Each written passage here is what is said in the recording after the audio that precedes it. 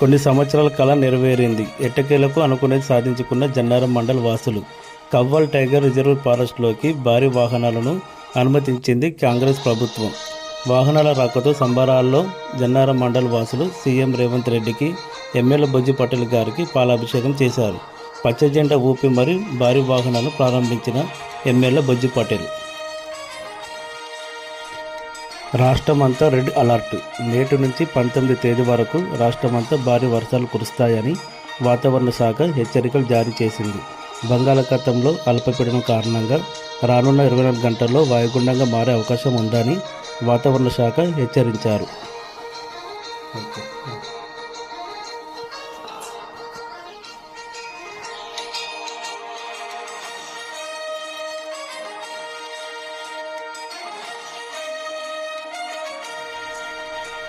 తెల్ల ration card ఉన్న నిరుపేదలందరికీ ration బియ్యంతో పాటు ప్రభుత్వమే నేరుగా 14 రకాల నిత్యావసర సరుకులను ప్రభుత్వమే ఇవ్వాలని కోరారు.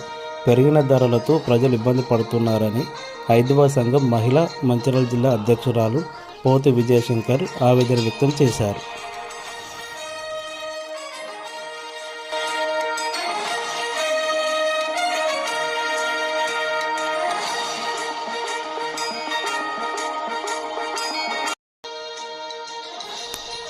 భారీ వర్షాలకు ప్రజలందరూ అప్రమత్తంగా ఉండాలని ఎస్ఐ గొల్లపల్లి అనుష కోరారు.